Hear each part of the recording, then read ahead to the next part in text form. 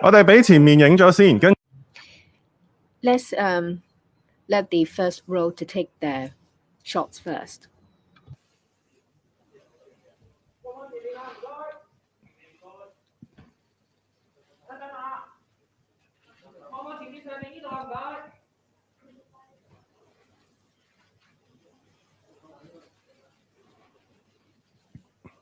前面差唔多嘅話就麻煩踎低啦。I now ask the first row to lower themselves so that there'll be room for those at the back to take photos. 面踎低唔該。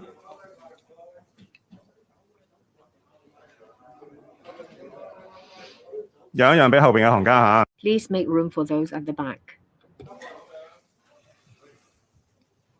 前面要再踎低啲喎。You have to really squat down.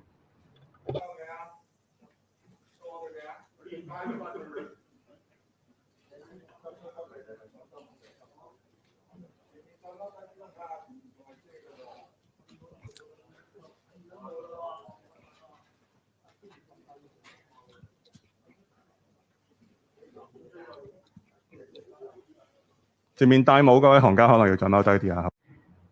The one with a hat, please try to stay as low as possible.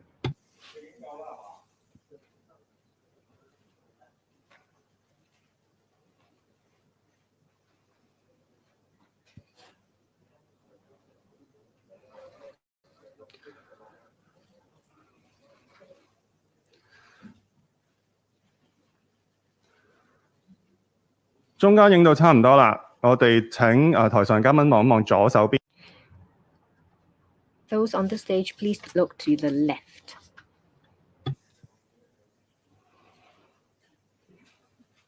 亦都請望一望右手。Now to your right.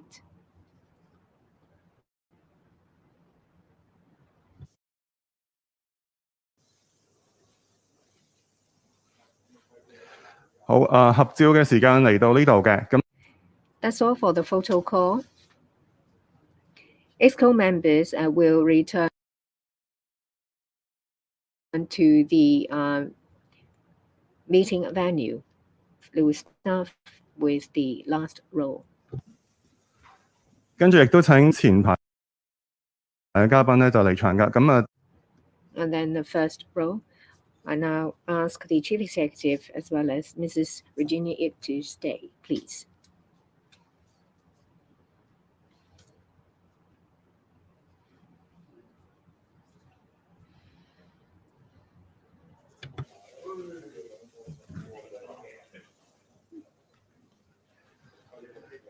行政長官啊。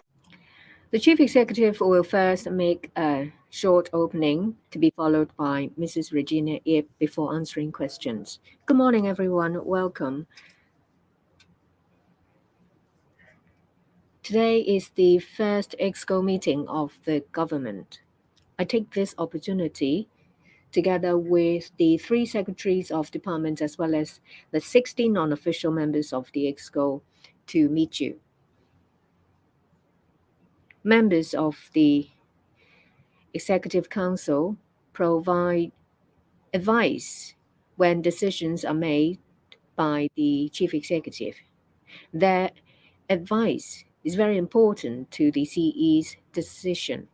Under the Basic Law, it states that when I make decisions, formulate policies as well as have bills drafted, I would seek the advice of EXCO members before making a decision.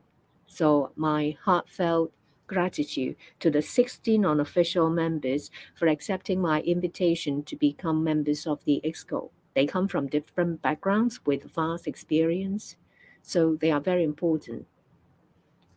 I'd also like to thank Mrs. Regina Ip for accepting my invitation to become the convener of the EXCO.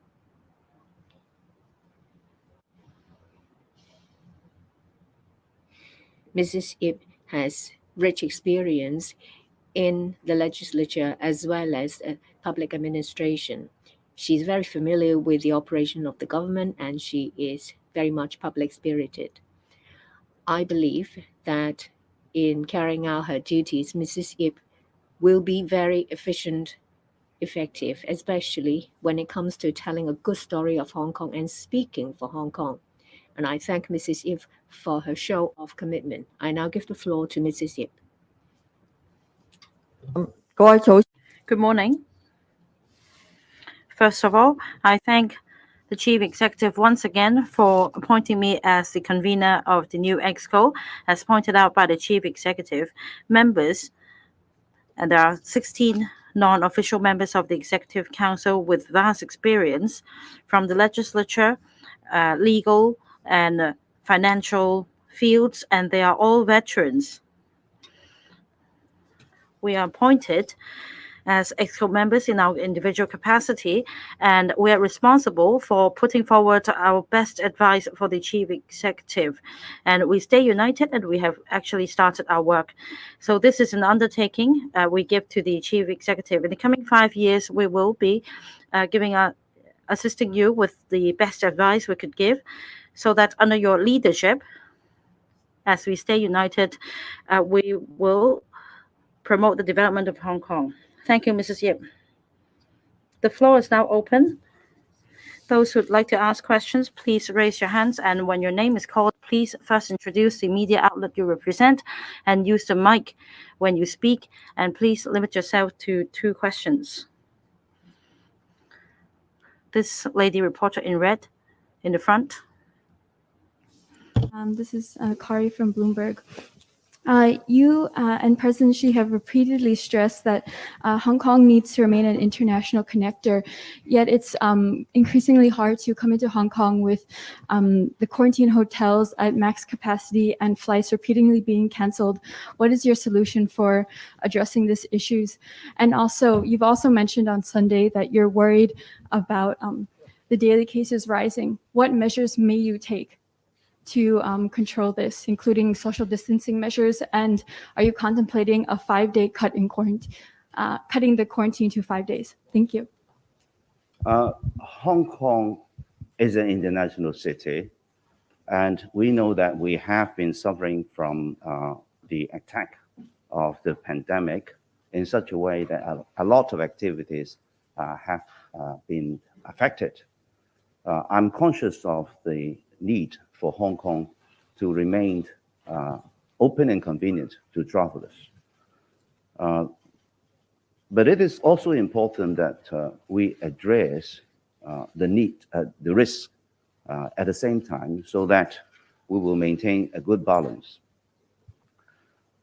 I have already asked the Secretary for Health to look at the evidence and statistics to see how we can, while on the one hand, contain the spread of the pandemic, and at the same time, reduce the inconvenience to travelers. One of the areas that he's looking at is how the duration of quarantine should be handled.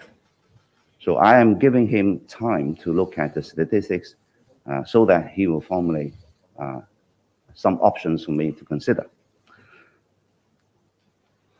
The second thing is we must continue to keep the pandemic under control, because if the figures goes up,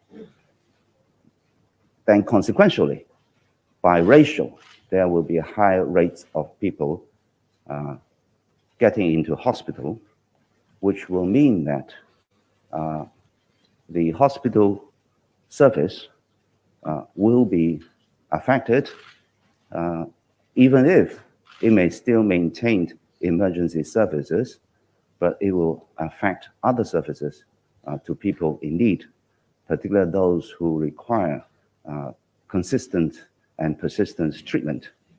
So it is important that we strike a balance so that we reduce the inconvenience to people who are not infected. So it is important to find a good method based on science and evidence to reduce inconvenience to people who should be allowed to go about their normal activities once we have identified to be people who are not infected. Another point I would like the Secretary for Health to look into is to ensure people who face higher risks of getting infected and also getting into potentially serious illness, we need to protect them well. So one of the important measures is to make good use of the PCR test so that we can be certain that we will be able to identify those who are infected early, separate them so that they will not be spreading the virus to other people. I know that people are very concerned about the measures that will be taken, but I can tell you that the Secretary for Health is very actively looking at the measures to reduce inconvenience and at the same time ensuring good protection of people who may face a high risk. 下一位提問。 Next question. This reporter at the right, in the blue shirt. I'm from TVB, Zhong Chak-hei. Good morning, Chief Executive. First, about civil service pay adjustment. What is your personal take on the matter? Do you agree that senior civil servants should receive a 7% pay hike? And in order to enhance the level of governance, shouldn't that be a more clear mechanism with KPIs formulated in terms of promotion and selection in order to boost staff morale and the community's perception on civil service? Previously, in our program on the TV, in terms of housing production, you said that you aim at halting the waiting time at 6 years and then further reduce the waiting time for public housing. And what is your preliminary view on public housing production? On the matter of civil service pay adjustment, first, we need to be fair to them. The civil service performance is directly pegged to the efficiency of the government. And in fact, according to the latest World Competitiveness Report, the effectiveness or efficiency of the government in Hong Kong has come the top few places on the chart. So that means the efficiency of the government as a result of good performance of the civil service is acknowledged by the rest of the world. So why is it that there is an expectation shortfall? We need to find out why. Has it to do with cumbersome procedures, the red tape? Has it to do with a lack of resources or lack of coordination among government departments? That is why I stress that one important role within the government is the leader. If the leading officials intervene actively whenever an issue arises, then there'll be better coordination and there'll be clearer delineation of duties and responsibilities. And of course, civil servants committed to their work will be able to achieve better results. And we hope to achieve such good results so that civil service performance will remain good as a result of enhanced governance. That's the first point. Second point,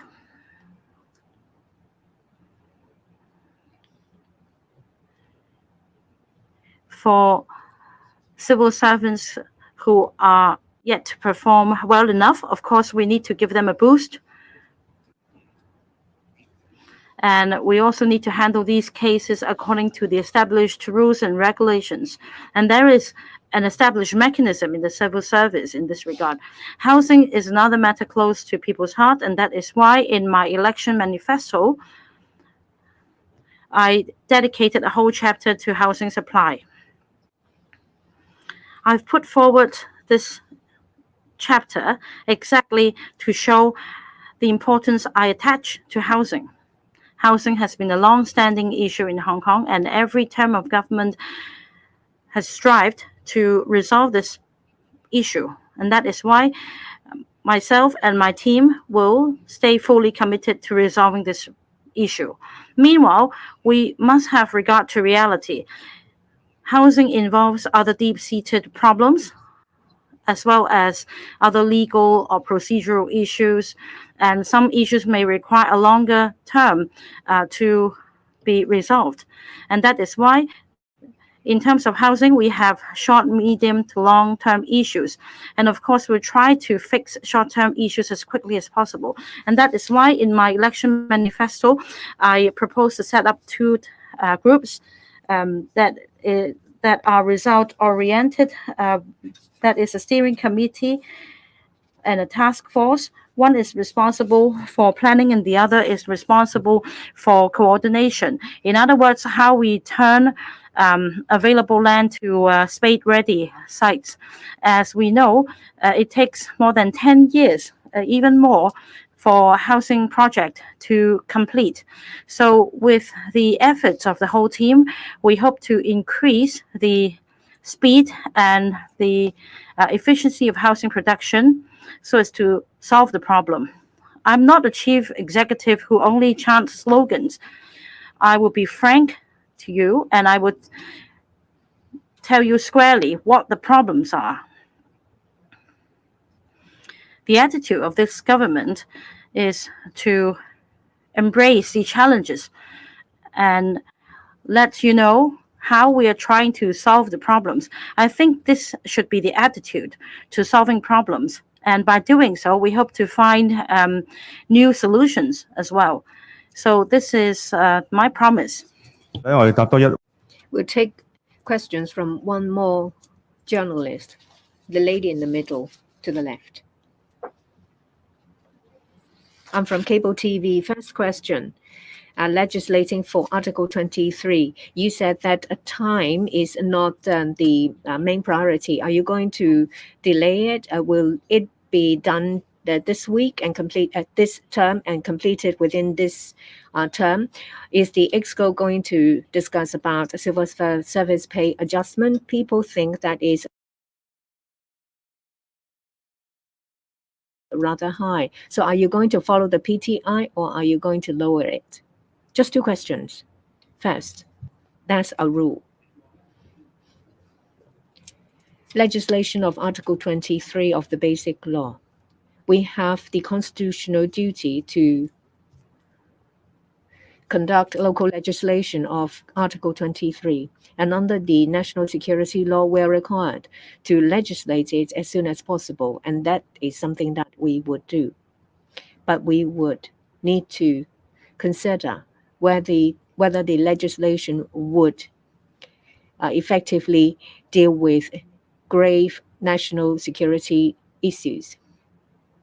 And the legislation would be able to deal with problems, foreseeable problems, and that it would not require any amendments.